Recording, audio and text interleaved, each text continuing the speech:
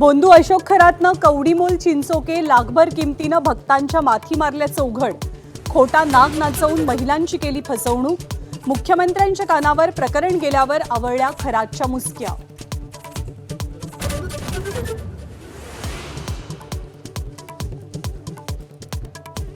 सलग तिसऱ्या दिवशी वासनांध अशोक खरातची एसआयटी कडनं कसून चौकशी.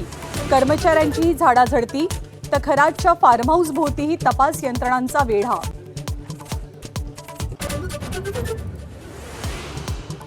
सातारा जिल्हा परिषदेतला पराभव शिंदेंच्या शिवसेनेच्या जिव्हारी. विधान परिषदेत भाजप सेनेचे मंत्री आमने सामने. सातारा पोलीस अधीक्षकांच्या निलंबनावरही राजकीय श्रेयवादाची लढाई.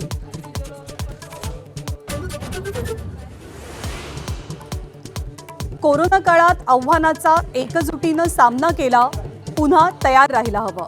आखातातील युद्ध परिस्थितीनंतर पंतप्रधानांचं आवाहन.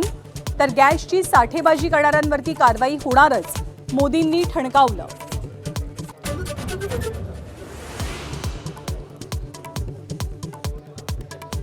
इराणसोबत गेल्या 2 दिवसांपासून चर्चा सुरू.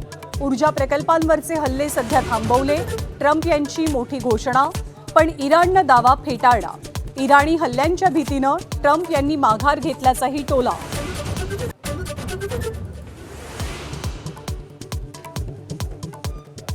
अमेरिका विरुद्ध इराण युद्धाच्या 24व्या दिवशी आशियातील शेअर बाजारांमध्ये मोठी पडझड. सोन्या चांदीच्या दरातही मोठी घसरण. गुंतवणूकदार धास्तावले.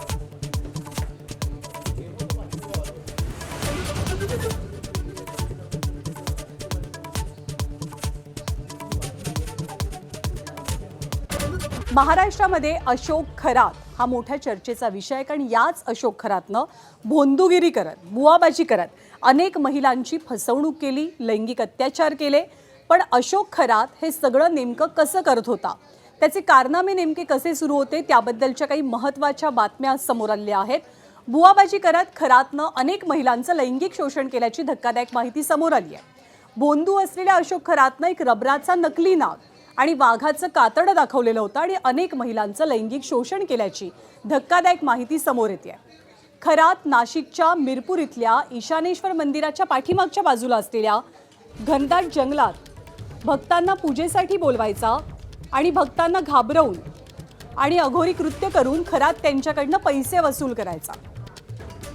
तो केवळ नाग दाखवून त्यांची फसवणूक करायचा किंवा भीती घालायचा असं नाही.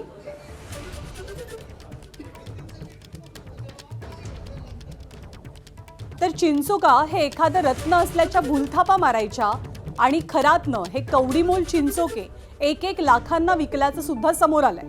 आणि ही सगळी चक्रावून टाकणारी माहिती खरातच्या एका निकटवर्तीयाच्या FIR मधनं समोर आलेली आहे. तर भोंदूबाजी करत, बुवाबाजी करत अशोक खरात नेमका कसा गणवायचा, तर आपल्याकडे एक 20 फुटांचा साप आहे असं तो लोकांना भासवायचा आणि या सापाची भीती घालूनच अनेक महिलांचं त्यानं लैंगिक शोषण केलेलं होतं. दुसऱ्या बाजूला जी आपण दृश्य पाहतोय तो रिमोटच्या आधारे चालणारा साप आहे. असाच एक साप, नकली साप हा खरातकडे होता आणि त्याचाच तो वापर करायचा लोकांना भुलवण्यासाठी.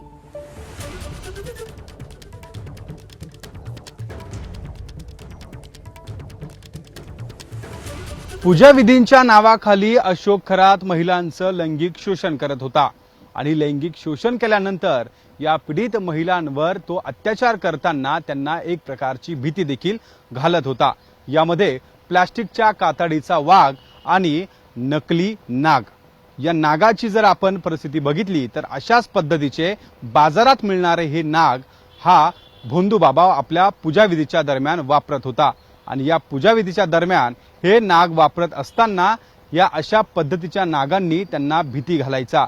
लैंगिक शोषण केल्यानंतर त्यांना पूजाविधी करण्यासाठी नाशिकच्या सिन्नरमध्ये असलेल्या त्याच्या मिरगावच्या मंदिरात तो या महिलांना घेऊन जात असत आणि त्या ठिकाणी अशा पद्धतीचे प्लास्टिकचे आणि रिमोटवर चालणारे नागांचा तो वापर करायचा. हे भोंदू बाबाचे सगळे कारनामे हे उघडकीस येताना पाहायला मिळत आहे. वेगवेगळे प्रकारचे पीडित महिलांचे अत्याचाराचे व्हिडिओ देखील या भोंदू बाबाचे समोर आल्याचं आपल्याला एकूणच पाहायला मिळत आहे.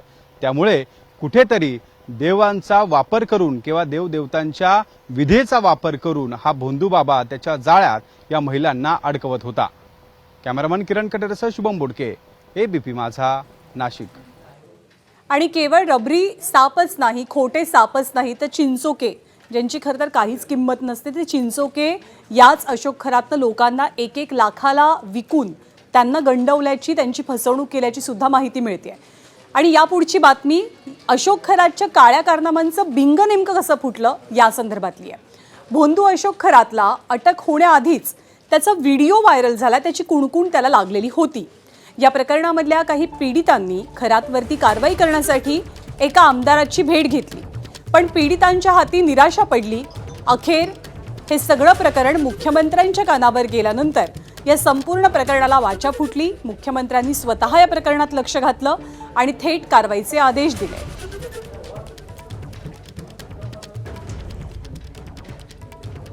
तर पीडित महिला एका आमदाराला भेटलेल्या होत्या असं कळतं आहे, परंतु या आमदारानं या पीडित महिलांना मदत करण्याच्या ऐवजी त्यानं अशोक खरातलाच या संदर्भातली माहिती पुरवली. त्यानंतर अर्थातच अशोक खरात सावध झाला, पण त्यानंतर मुख्यमंत्र्यांच्या कानावरती हे सगळं प्रकरण गेल्यावर मुख्यमंत्र्यांनी तातडीच्या कारवाईचे आदेश दिले.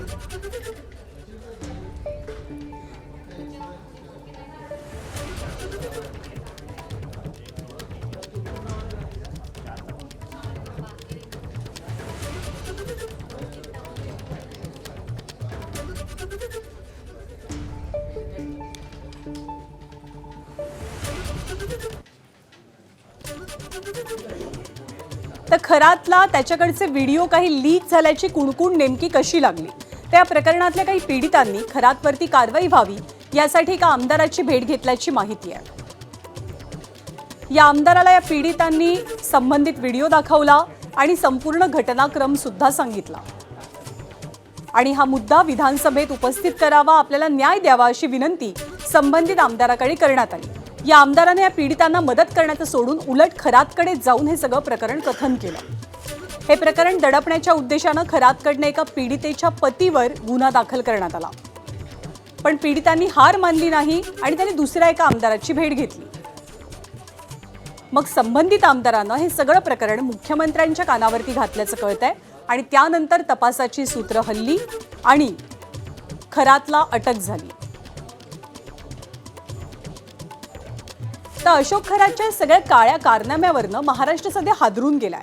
या भोंदू खरातची आज तिसऱ्या दिवशी सुद्धा SITनं चौकशी केली आहे. गेल्या 7 तासांपासून खरातची चौकशी सुरू आहे आणि एक विशेष तपास पथक त्याची चौकशी करत आहे. त्याचं नेतृत्व तेजस्विनी सातपुतेंकडे. पोलिसांकडनं अशोक खरातचं कार्यालय आणि इतर कागदपत्रांची तपासणी सुरू आहे आणि काही सबळ पुरावे गोळा केले जात आहेत पोलिसांकडनं. महिलांना हा भोंदू अशोक खरात कशा पद्धतीनं जाळ्यात अडकवायचा याचा सखोल तपास सध्या सुरू आहे.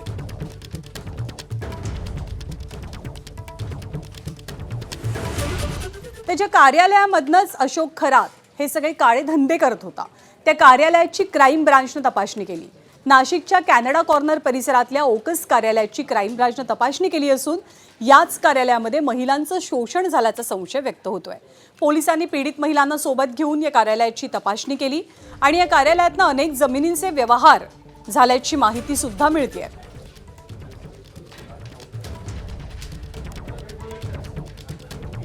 तर अशोक खरातची सगळी काळी कृत्य उजेडात येताच त्याच्या कार्यालयाच्या आजूबाजूला असलेल्या व्यावसायिकांना चांगलाच धक्का बसलाय. तर लोक भोंदूबाबाच्या मागे लागतात तरी कसे, असा सवाल काही स्थानिकांनी उपस्थित केलाय. कधी कधी हप्त्यातनं म्हणजे आठवड्यातनं 3-4 वेळा तर उघडं राहील, 3-4 दिवस उघडं राहायचं. फक्त रविवार स्पेशली असे एकदम स्पेशल माणसं येणार असेल तर दे इज टू कॉल, याला कॉल करायचे आणि मग तो यायचा आणि सांगायचा. तो ज्योतिषी म्हणण्यापेक्षा तो आहे ना या खड्यांवर जास्त विश्वास ठेवायचा आणि त्याच्याकडे एक प्रकारची ब्लॅक मॅजिक होती. त्या ब्लॅक मॅजिकनुसार तो समोरच्या महिलांना हिप्नॉट करायचा आणि ते गैरकृत्य करायचं. कल्पना नव्हती, कारण आतमध्ये कॅबिनमध्ये काय चाललेलं कल्पना नाही. सगळं हाय प्रोफाईल वर्ग बाहेर बसलेला आहे. तो ऑफिशियली आमची नजर पण त्या दृष्टिकोनातून जाणार.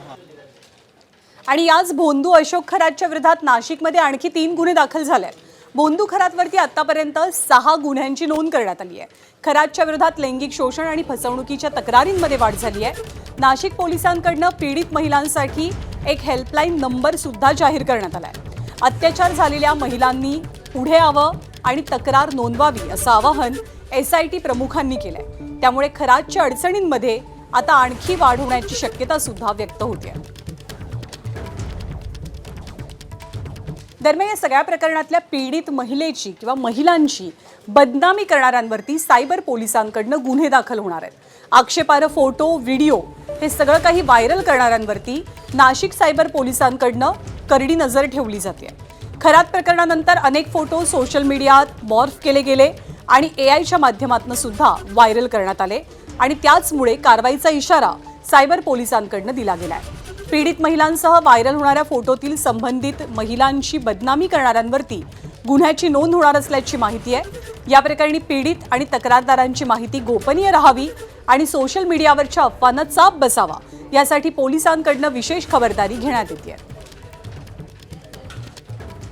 तर खरातचा विरोध आता राज्यभरामध्ये वाढू लागलेला आहे. पुण्यातील गनिमी कावा युवा संघाच्या वतीनं खरातच्या विरोधात आंदोलन केलं गेलं. अशोक खरातचे हात छाटणाऱ्याला 1 लाखांचं बक्षीस जाहीर करण्यात आलंय. पुण्यातल्या बालगंधर्व चौकात हे आंदोलन झालं. या आंदोलनादरम्यान रुपाली चाकणकर तसंच इतर कोणतेही मंत्री किंवा नेते यांचा प्रकरणाशी संबंध आढळल्यास त्यांची सखोल चौकशी करून कठोर कारवाई व्हावी अशी मागणी सुद्धा आंदोलनकर्त्यांनी केली आहे. तर भोंदू अशोक खरात प्रकरणाचे विधानसभेमध्ये तीव्र पडसाद उमटलेले पाहायला मिळाले. विरोधकांनी सरकारला चांगलंच धारेवर धरलं. खरात आणि त्याला भेटणाऱ्यांची HIV टेस्ट करा अशी मागणी काँग्रेसचे आमदार विजय वडेट्टीवारांनी केली आहे. तर खरात सोबत ज्यांचे फोटो समोर आले त्यांनी सुद्धा राजीनामे द्यावेत असं नाना पटोले म्हणतात. तर ठाकरेंचे आमदार भास्कर जाधवांनी सुद्धा खरात सोबत ज्यांचे फोटो समोर आले त्यांना चांगलंच धारेवर धरलं. अध्यक्ष महोदय, आता त्याची सगळे जे भेटलेत ना, जे भेटले त्याची HIV टेस्ट पण करून घ्यावी लागेल आपल्याला. ते पण सांगतो ना, जेवढे भेटलेत ना त्या बंधू बाबाला सगळ्याची HIV टेस्ट गव्हर्नमेंटनीच करून घेतली पाहिजे, नाही तर संसर्गजन्य रोग होईल, सगळेच मरतील. या बंधू बाबांनी ज्या पद्धतीनं या महाराष्ट्राला बदनाम केलं, महाराष्ट्र आपल्याला माफ करणार नाही अध्यक्ष महाराज. आदिवासीच चाललेला आहे आणि म्हणून या ठिकाणी ही चर्चा होणं गरजेचं आहे अध्यक्ष महाराज. याचा सोक्षमोक्ष लागणं गरजेचं आहे अध्यक्ष महाराज. महिला अध्यक्ष ज्या होत्या चाकणकरला त्यांना राजीनामा दिला. मग ज्यांचे फोटो आले त्यांनी राजीनामे द्यावेत ना. अध्यक्ष महोदय, आम्ही पुरोगामी महाराष्ट्र म्हणायचं. आम्ही या ठिकाणी अंध निर्मूलन कायदे आम्ही सभागृहामध्ये तयार करायचे. आम्ही छत्रपती शिवाजी महाराजांचे वंशज म्हणून आम्ही सांगायचं. आम्ही जरा काय झालं की लोकांना गोमूत्र पाजायचं आणि आता त्या बुवाचं मूत्र प्यायला जाता तुम्ही. लाजा वाटते. तर अशोक खरात प्रकरणावरनं विरोधकांनी आरोपांचे चांगलेच वार केलेले पाहायला मिळालं. तर अशोक खरात प्रकरणी योग्य दिशेनं तपास सुरू असून आणखी काही महिला तक्रार करतील असं मुख्यमंत्र्यांनी विधानसभेत सांगितलं. तर याच प्रकरणी मुख्यमंत्री लवकरच सभागृहात निवेदन सुद्धा देणार आहेत.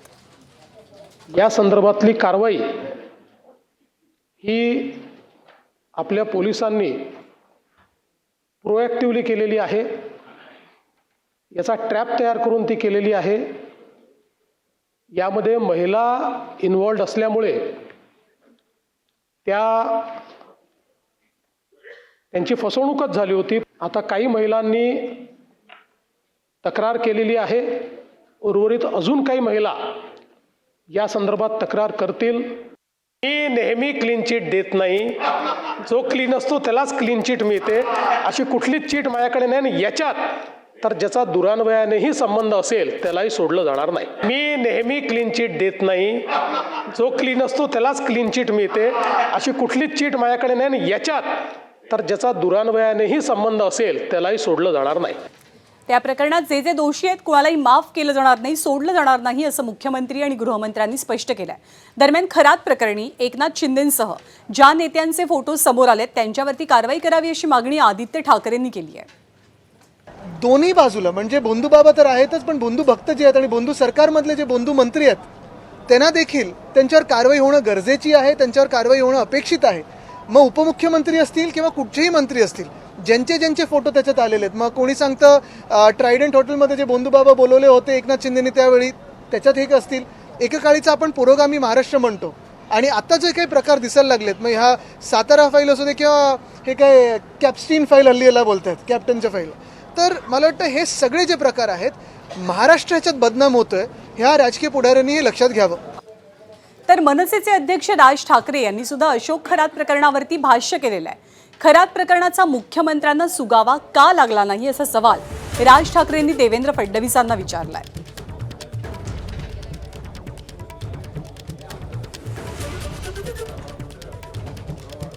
राज ठाकरेंनी खरात प्रकरणी समाज माध्यमांवरती एक पोस्ट शेअर केली आहे आणि मुख्यमंत्र्यांना या प्रकरणाचा सुगावा का लागला नाही असा सवाल सुद्धा उपस्थित केलाय.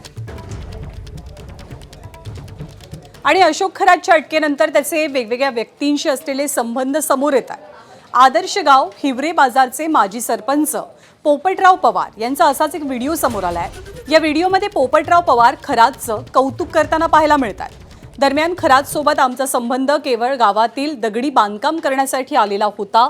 आपला अथवा हिवरे बाजाराचा त्यांच्याशी कोणताही संबंध नाही असं स्पष्टीकरण पोपटराव पवारांनी दिलंय. सोबतच या प्रकरणात SIT चौकशी अंतर्गत सगळ्या गोष्टी बाहेर येतील, समोर येतील असंही पोपटराव पवारांनी म्हटलंय. इंटरनॅशनल स्कूल आहे तिथे एक व्याख्यान होतं. ते सगळं करताना पाहिलं. सिंगापूरमध्ये सुद्धा सरांचं जे ओशनॉलॉजी आहे ही पोलीस डिपार्टमेंट वापरतात. अख्ख्या युरोपमध्ये चोर पकडायला ही यंत्रणा वापरली जाते. 10 वर्ष पुन्हा मी टोकियोमध्ये होतो, जपानमध्ये होतो. का ज्या जपानच्या टोकियो युनिव्हर्सिटीने जपानचे 3 प्रधानमंत्री दिले, तिथे आमचं वॉटर मॅनेजमेंट शिकवलं जातं.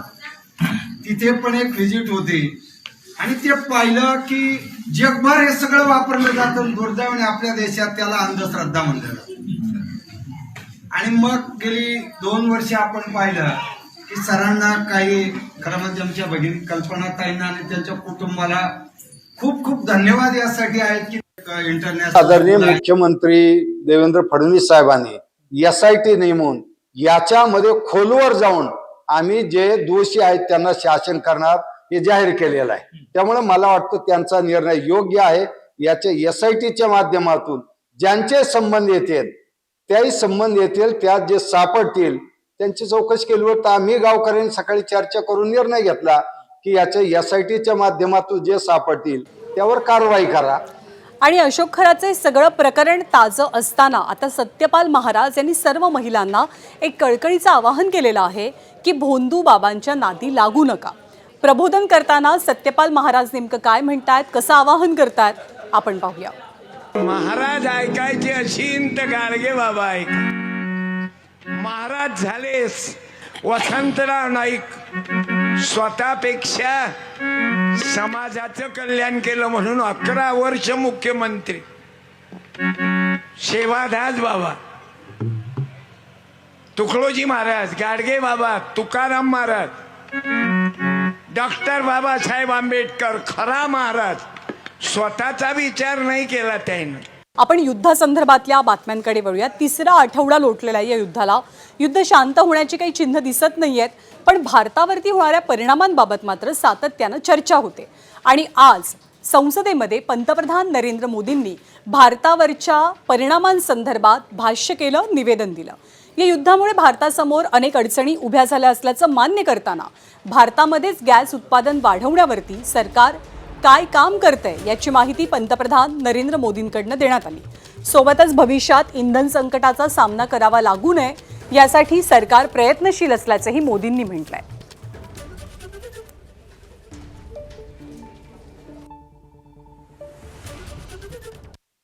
हम सभी जानते हैं देश अपनी जरूरत की 60% LPG आयात करता है.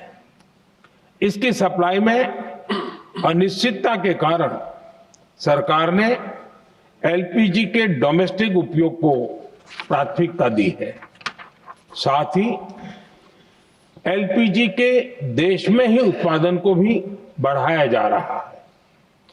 पेट्रोल डीजल की सप्लाई पूरे देश में सुचारू रूप से होती रहे, इस पर भी लगातार काम किया गया है. पश्चिम एशिया की सभी संबंधित नेताओं से बातचीत की है. मैंने सभी से तनाव को कम करने और इस संघर्ष को खत्म करने का आग्रह किया है. भारत ने नागरिकों, एनर्जी और ट्रांसपोर्ट से जुड़े इंफ्रास्ट्रक्चर पर हमलों का विरोध किया है। कमर्शियल जहाजों पर हमला और हॉर्मुज ट्रेड जैसे अंतर्राष्ट्रीय जलमार्ग में रुकावट अस्वीकार्य है। इस युद्ध के कारण दुनिया में जो कठिन हालात बने हैं उनका प्रभाव लंबे समय तक बने रहने की आशंका है। इसलिए हमें तैयार रहना होगा, हमें एकजुट रहना होगा।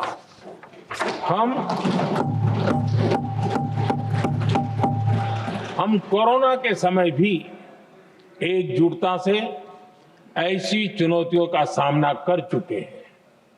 अब हमें फिर से उसी तरह तैयार रहने की आवश्यकता है। त्या युद्धाचे परिणाम दूरगामी असू शकतात, त्यामुळे एकजुटीनं काम करण्याची किंवा एकजूट दाखवण्याची गरज असल्याचं पंतप्रधान नरेंद्र मोदींनी देशवासियांना संबोधून म्हटलेलं आहे। पण पंतप्रधानांच्या निवेदनावरती विरोधकांनी काय प्रतिक्रिया दिल्यात त्या सुद्धा पाहूया। उन्होंने ये कहा और देश को अवगत किया है कि परिस्थितियां क्या हैं। कुछ ज़्यादा नई बात नहीं कही है, लेकिन हमने जो नोटिस दिया है डिस्कशन के लिए, वो डिस्कशन होना चाहिए ताकि हम भी जवाब दे पाएँ, पूरा सबके पक्ष सामने आए। मेरे ख्याल से वो अच्छा रहेगा कि डिस्कशन हो पार्लियामेंट में इस पर।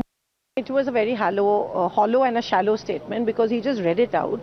We had given a notice for discussion on the West Asia crisis, but there was no discussion on the West Asia crisis. As we speak, there's a major power shortage in Maharashtra.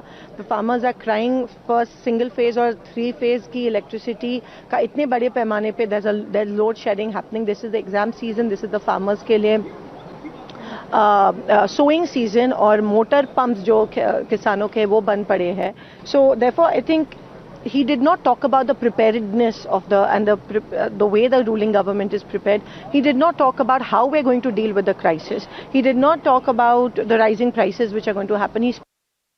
किसी भी तरह से देश करके हम एक है, सवाल ही नहीं आता। हम इनसे सवाल पूछते, बाहर नहीं, बाहर लोगों से ये कि हम देश के, जब भी देश के प्रधानमंत्री हो हम आपके साथ है, कोई दिक्कत ही नहीं, कोई सवाल ही नहीं मन में आता है। लेकिन ये जो प्रश्न सामने है, गैस नहीं मिल रहा है, उपलब्ध नहीं है, किल्लत है गैस की, तो वो कहाँ से है, महंगाई बढ़ रही है, रुपया गिर रहा है, ये प्रश्न है, बाकी प्रश्न नहीं। Headlines brought to you by चितळींची बाकरवडी, एकदम खास कारण चवीला भारी आणि पाम ऑइल अजिबात नाही।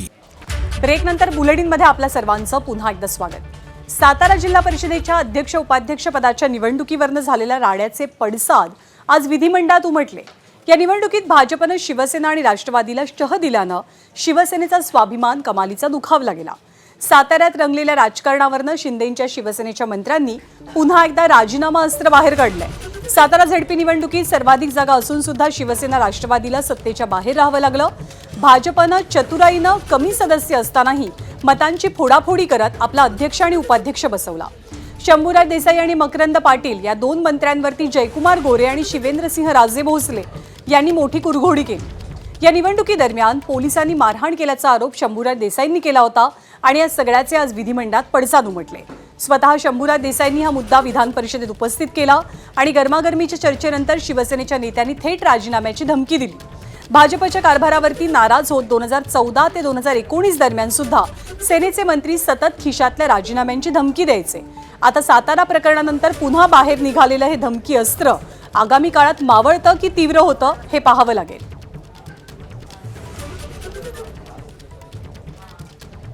तर सातारा जिल्हा परिषद अध्यक्ष निवडीच्या गोंधळावरनं विधिमंडळात चर्चा काय झाली आपण पाहूया। तो एसपी जो वागलाय ना सभापती महोदय, पूर्ण एखाद्या घरगाड्यासारखा वागलाय। त्यामुळे आपण, माझी विनंती आहे, त्याला तात्काळ निलंबित करा, बडतर्फ करा सेवेतनं। आज त्याची निवृत्त हायकोर्ट जज मार्फत त्याची चौकशी करा। एखाद्या आरोपीला ज्या पद्धतीची वागणूक दिली जाती त्या पद्धतीची वागणूक आम्हाला मंत्र्यांना जर या राज्यामध्ये मिळत असेल तर याच्यासारखं दुर्दैव असू शकत नाही। लोकशाही मार्गातून जे सदस्य निवडून आले त्यांना मतदानापासून अगदी मतदानाच्या दारापर्यंत गेलेले सभागृहाच्या, तिथून पोलिसांनी त्यांना उचलून नेणं हे अक्षरशः या लोकशाहीला काळीमा फासणारी घटना ही सातारा जिल्ह्यामध्ये घडली। तर शंभूराज देसाई आणि मकरंद पाटलांच्या निवेदनानंतर शिवसेनेच्या नेत्या आणि विधान परिषदेच्या उपसभापती नीलम गोऱ्हेंनी थेट सातारा पोलीस अधीक्षकांच्या निलंबनाचे आदेश दिले. मात्र त्याला जयकुमार गोरेंनी तीव्र विरोध दर्शवला.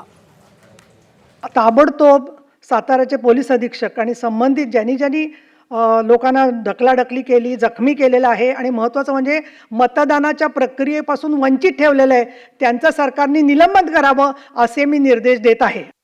ही परिस्थिती समजून न घेता, वस्तुस्थितीचा अहवाल न मागवता, फक्त इथं चर्चा झाली म्हणून एखाद्या IPS अधिकाऱ्याला सस्पेंड करणं हे नियमांना धरून सभापती महोदय नाही.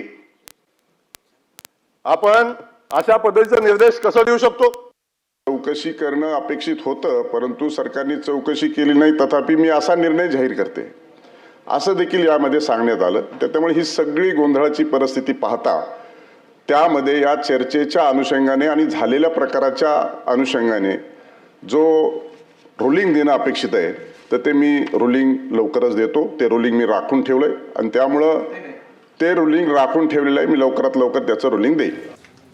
तर निलंबनाच्या मुद्द्यावरनं हा सगळा गोंधळ विधान परिषदेत झाला.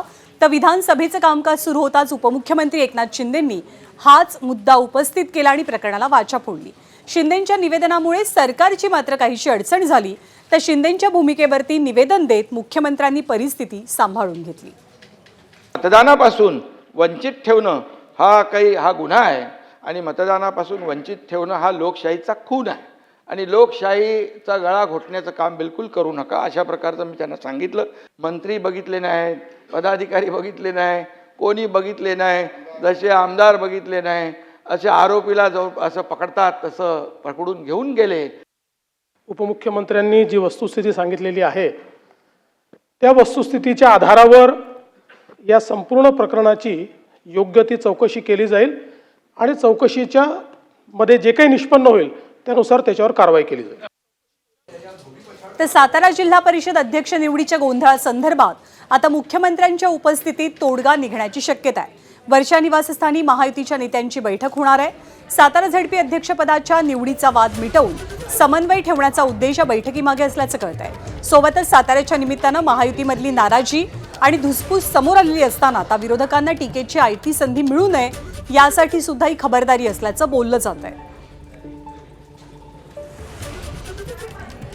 तर साताऱ्यामधील पोलीस अधीक्षक तुषार दोशी यांच्या निलंबनाच्या विषयावरून आज विधानसभा आणि विधान परिषद दोन्ही ठिकाणी मोठा गोंधळ झाला, पडसाद उमटले. पण काहीही झालं तरी निलंबनाचा मुद्दा शिवसेना सोडणार नाही अशी भूमिका सेनेनं स्पष्ट केली आहे. नीलम गोऱ्हेंनी पोलीस अधीक्षकांच्या निलंबनाचे दिलेले आदेश सभापती राम शिंदेंनी राखून ठेवले. त्यामुळे सभागृहात जोरदार गदारोळ सुद्धा पाहायला मिळाला.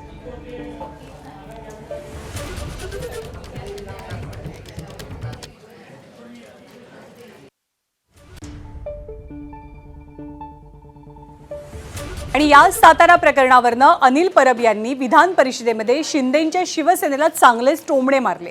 त्यांच्या टीकेला मग शंभूराज देसाई आणि उदय सामंत यांनी उत्तर सुद्धा दिलं. सत्ताधारी मंत्री पोलिसांचा मार खातायत.